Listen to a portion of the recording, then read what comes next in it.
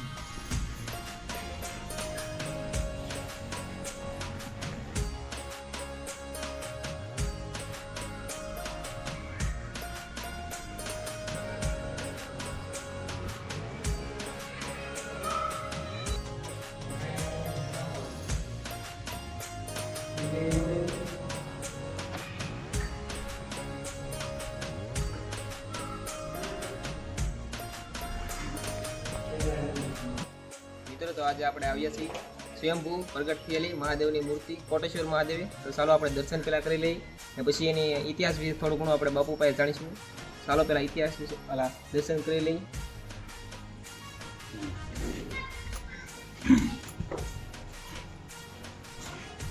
મિત્રો, તો આપણે અહીંયા કોટેશ્વર મહાદેવના ઇતિહાસ વિશે થોડું ઘણું બાપુ વિશે આપણે જાણીશું બાપુ પાસે।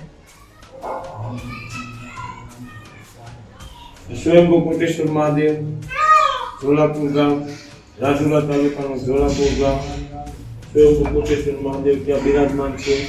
આજથી અંદાજે 550-600 વર્ષ પહેલા એક ઉગડામાંથી શિવલિંગ કાર સ્વયંભૂ કોટેશ્વર મહાદેવ પ્રગટ થયા હતા। ત્યારે નાનું એવું મંદિર હતું।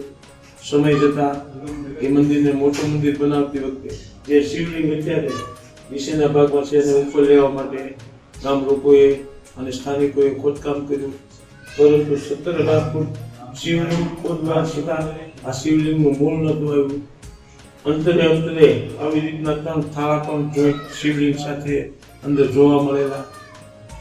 સોમનાથ મંદિરની ચડાઈ વખતે મોહમ્મદ ગઝની અહીંયા નાના એવા ઝોલાપુર ગામમાં આવેલા અને આ શિવલિંગને તોડવાનો પ્રયાસ કરેલો।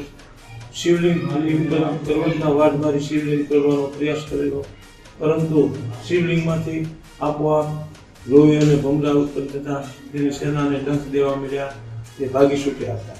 આજે પણ એ પર્વતના વાટ શિવલિંગ ઉપર મોજૂદ જોવા મળે છે। પવિત્ર શ્રાવણ માસના દર સોમવારે 5.5 કિલો ઘીની 550 કોડિયાની કેળના કોતરકામ અવનવા શણગાર સાથે દાદાને દીપમાળા પૂરવામાં આવે છે અને અહીંયા આજુબાજુના ગામડાઓમાંથી બહોળી સંખ્યામાં ભાવિક ભક્તો પધારે પોતાની મનોકામના દાદા પૂર્ણ કરે છે।